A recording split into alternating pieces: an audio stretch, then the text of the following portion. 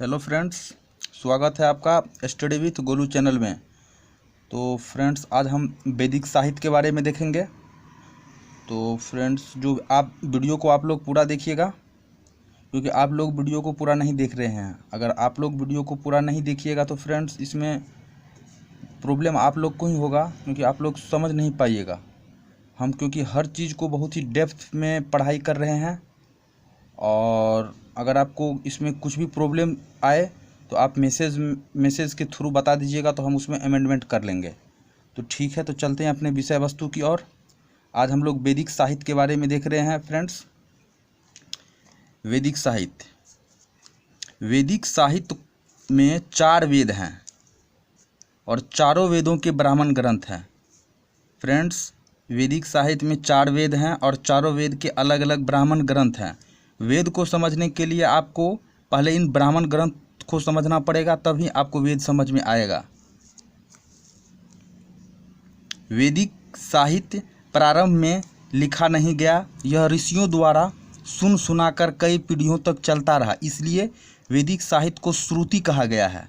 Friends, वैदिक साहित्य प्रारंभ में लिखा नहीं गया था। वैदिक साहित्य जो था लिखा नहीं गया था, यह ऋषियों द्वारा सुन सुनाकर कई पीढ़ियों तक चल रहा था, इसलिए इसको श्रुति कहा जाता है। श्रुति जिसका मतलब होता है कि सुनना, क्योंकि इसको लिखा नहीं गया था और ये जो है एक ऋषि से दूसरे ऋषि इसको कहता था और इसी के रूप में चल रहा था, और यही बात है। शुरू के 3 वेद ऋग्वेद, सामवेद, यजुर्वेद को वेदयत्री कहा गया है। यह तीनों वेद यज्ञ से संबंधित है। फ्रेंड्स, शुरू के जो 3 वेद है, ऋग्वेद है, सामवेद है, यजुर्वेद है, इसको वेदयत्री कहा गया है और ये तीनों वेद यज्ञ से संबंधित है। अथर्ववेद जो है फ्रेंड्स, ये बाद में उत्तर वैदिक काल में इनका रचना हुआ है, और ये तीनों वेद तो पहले से था। ये तीनों वेद ऋग्वेदिक काल में ही था। अथर्ववेद में लौकिक बातों अर्थात सांसारिक बातों का जिक्र है। अथर्ववेद में फ्रेंड्स लौकिक बातों और अर्थात सांसारिक बातों का जिक्र है। इसमें जादू टोना और उसके बाद भूत प्रेत, वशीकरण इत्यादि से संबंधित बातों का जिक्र है। वेदों का संकलन महर्षि कृष्ण द्वैपायन ने किया, इसलिए इसे वेद व्यास भी कहते हैं। फ्रेंड्स, वेदों का जो संकलन है वो महर्षि कृष्ण द्वैपायन ने किया, इसको वेद व्यास भी कहते हैं। अब हम लोग ऋग्वेद के बारे में देख रहे हैं। ऋग्वेद सारी दुनिया का सबसे प्राचीन साहित्य है। फ्रेंड्स, ऋग्वेद जो है पूरा विश्व की सबसे प्राचीन साहित्य ऋग्वेद है। इस यज्ञ की औसत पर देवताओं का स्तुति किया जाता है। इसे जो है यज्ञ की तौर पे जो है देवताओं की स्तुति किया जाता है। ऋग्वेद में जो भी मंत्र है वो यज्ञ से संबंधित मंत्र है। ऋग्वेद में 10,028 सूक्त हैं, 10 मंडल है तथा 10,580 मंत्र है, और ज़्यादातर मंत्रों का उच्चारण यज्ञ के दौरान स्तुति के लिए किया जाता था। ऋग्वेद के उच्चारण करने वाले पुरोहित को होता कहा जाता था। फ्रेंड्स, ऋग्वेद का जो उच्चारण करता था या ऋग्वेद का जो पुरोहित होता था उसको होता कहलाता था। 2 से 7 मंडल सबसे प्राचीन है। फ्रेंड्स, ऋग्वेद में जो 2 से 10 मंडल है, और 10 मंडल में 2 से 7 मंडल जो है ये सबसे प्राचीन है, ये पहले से था। और पहला, 8वां, 9वां तथा 10वां मंडल बाद में जोड़े गए थे। तो पहला, 8वां, 9वां, 10वां ये बाद में जोड़े गए हैं।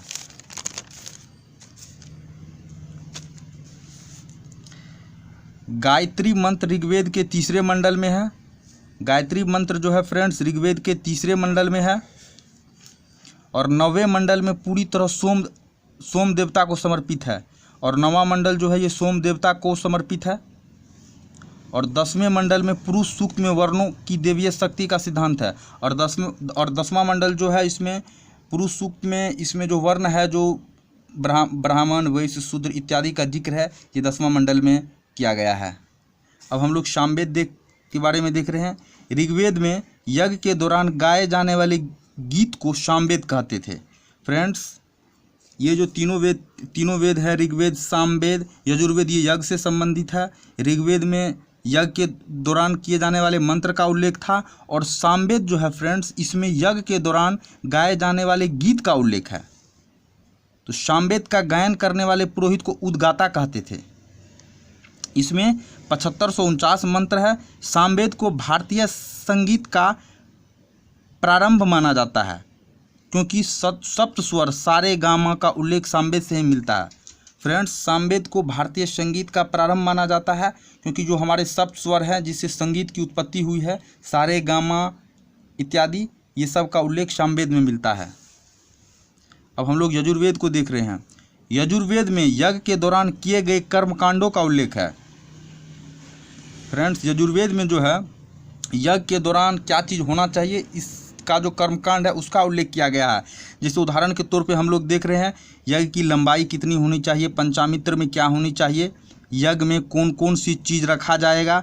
यजुर्वेद के कर्मकांडों को पढ़ने वाला पुरोहित अघर्व कहा जाता था। फ्रेंड्स, जैसा कि हम लोग देखे हैं कि ऋग्वेद में यज्ञ के मंत्रों का उल्लेख है, सामवेद में यज्ञ के दौरान गाए जाने वाले गीतों का उल्लेख है और यजुर्वेद में यज्ञ के दौरान किए गए कर्मकांडों का उल्लेख है। अब अथर्ववेद के बारे में हम लोग फ्रेंड्स देख रहे हैं। अथर्वा ऋषि के नाम पर इस वेद का नाम अथर्ववेद रखा गया। अथर्व का अर्थ होता है जादू टोना। इसमें यज्ञ में आने वाली बाधा का निराकरण करने का मंत्र है। फ्रेंड्स, यज्ञ में जो भी प्रकार का बाधा आता था या कुछ भी होता था तो उसका जो निराकरण होता था, तो उसका जो होता था मंत्र, वो अथर्ववेद में ही था। इस वेद का उच्चारण करने वाले ब्राह्मण को ब्रह्मा कहते थे। इसमें जादू टोना, वशीकरण, भूत प्रेत से संबंधित मंत्र था। विभिन्न प्रकार के औषधियों का वर्णन है। फ्रेंड्स, इस वेद में औषधि का भी वर्णन है और अधिकांश मंत्र प्रेत आत्मा से मुक्ति का मार्ग बताते थे। अब फ्रेंड्स, चारों वेदों का जो ब्राह्मण ग्रंथ, ब्राह्मण साहित्य है, हम वो देख रहे हैं। सभी वेदों का अलग अलग ब्राह्मण साहित्य है। फ्रेंड्स, ऋग्वेद है, इसका जो दो महत्वपूर्ण ब्राह्मण ग्रंथ हैं, एक है ऐतरेय और एक है कौशितकी। अब ऐतरेय के बारे में देख रहे हैं। इससे ज़्यादा मात्रा में क्वेश्चन पूछा जाता है। इसका संकलनकर्ता महिदास है और इसमें राजत्व या देवीय उत्पत्ति का सिद्धांत मिलता है और राजा की तुलना देवताओं से की गई है। फ्रेंड्स, इसका संकलनकर्ता महिदास है और इसमें राजत्व का देवीय उत्पत्ति का सिद्धांत मिलता है। फ्रेंड्स, इसमें कहा गया है कि राजा जो है वो देवीय उत्पत्ति का सिद्धांत है और राजा की तुलना फ्रेंड्स देवताओं से की गई है। फ्रेंड्स, ऋग्वेद जो भी वेद है, जो पुराना धर्म है फ्रेंड्स, जैसे ऋग्वेद है, यजुर्वेद है, सामवेद है, ये सब तो पुराना ग्रंथ है, ये तो ऋषियों द्वारा लिखा गया। लेकिन ब्राह्मण ग्रंथ है फ्रेंड्स, ये ब्राह्मण द्वारा लिखा गया है और ब्राह्मण ने अपनी सुविधा अनुसार जो उसको अच्छा लगा इसमें वो चीज़ लिखा है। सामवेद के दो ब्राह्मण ग्रंथ हैं, षड्वीस और जेमिनीय।